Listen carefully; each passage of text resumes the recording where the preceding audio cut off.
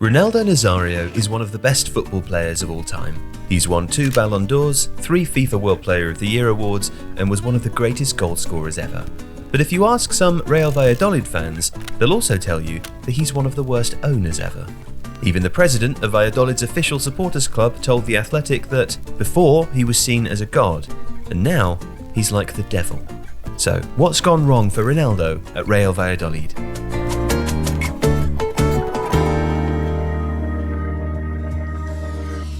Since retiring, Ronaldo has involved himself in a host of businesses and expanded his personal wealth significantly.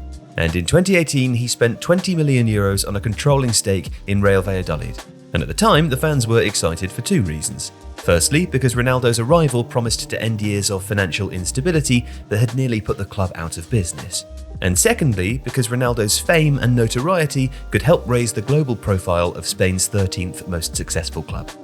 And initially, the optimism was well-founded. €25 million worth of tax debts were cleared, and a further €20 million was spent on improving club facilities. Ronaldo hosted dinners with various supporters groups and appeared to be listening when he took the popular decision to remove a moat at the José Zorrilla Stadium to bring fans closer to the pitch.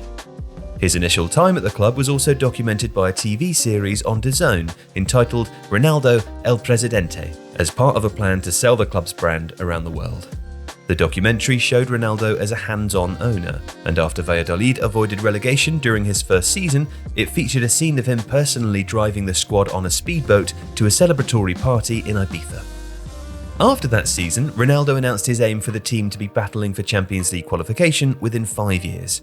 But this proved to be overly ambitious. The following year, the club was relegated, and although Ronaldo was able to hold them in the spotlight through stunts like cycling 500 kilometers along the old Camino de Santiago pilgrims route from José Zorrilla Stadium to Santiago de Compostela, he was unable to extend his influence to attracting players. Attempts were made to lure a young Vinicius Junior on loan from Real Madrid, and there were hopes that Ronaldo's stake in sports marketing agency Octagon Brazil, which includes Gabriel Jesus and Rodrigo amongst its clients, could bring other similar star names. But this didn't work. And instead, one of the largest criticisms levelled at Ronaldo is that he hasn't spent enough to improve the squad.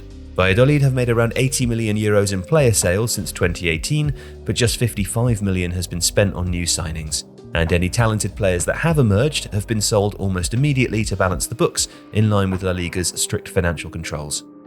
Plus, of the transfers that have been made, few have been successful. After taking over, Ronaldo brought in Gabriel Lima from Octagon to become the club's head of business development, while his former Corinthians teammate, Paulo André, was put in charge of most footballing decisions. And there was a feeling that these figures didn't know Valladolid, the city, or the fans, and the signing of Kennedy from Chelsea is held up as a particular stick to beat the ownership with. With poor investment, the club have yo-yoed between the first and second division, and after losing a protracted battle with supporters to redesign the club's badge in 2023, Ronaldo's interest has seemingly begun to wane. In 2021, Ronaldo bought 90% of his boyhood club, Cruzeiro, and moved Lima and André to Brazil to work there. He sold Cruzeiro at a £30 million profit in 2024, but questions still persist over his priorities. He has an esports agency, a film production company, and a company that manages hundreds of millions of dollars of investments for athletes and entertainers. And in November 2024, while his Valladolid side were losing 2-0 to Getafe, Ronaldo was in Brazil playing a charity tennis match with Kaká and Alexandre Pato that was streamed live to more than 400,000 people who follow his Ronaldo TV Twitch channel. This prompted the largest protests yet from Valladolid fans, who left the entirety of the Zorrilla's North stand empty for their La Liga clash with Atletico Madrid, save for 2 supporters playing a mock game of tennis. And Ronaldo himself has publicly expressed a desire to move on from the club.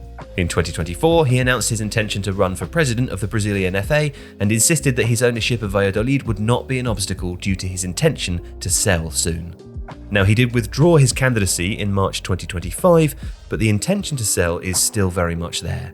In the initial good times of Ronaldo's ownership, there were hopes that Valladolid could be worth €100 million or more. Now, though, it looks as though Ronaldo, who's invested more than €35 million, would be lucky to get half of that.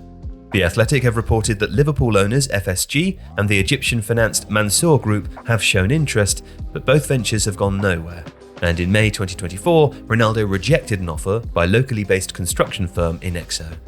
The sources have told The Athletic that Ronaldo is willing to wait for a serious offer, but with Valladolid set to suffer yet another relegation, there is an acceptance that the asking price will have to be lower. And until a sale is confirmed, the club are in a state of limbo. Nearly half of the squad will be out of contract in the summer of 2025, while both the sporting director and the manager are likely to have to depart then too. A €15 million training ground renovation has also been stalled since a change of city government in 2023. But with the sale currently far from completion, Ronaldo's popularity continues to dwindle, and Valladolid's future looks uncertain. If you like this video, please consider subscribing to the channel. The Athletic is home to some of the world's best sports journalists, including David Ornstein, Daniel Taylor, Ollie Kay, Amy Lawrence and James Horncastle. With the latest transfer news and insight on every Premier League football story that matters, theathletic.com puts you inside football. And you can try it for free now for 30 days. See the link in the description.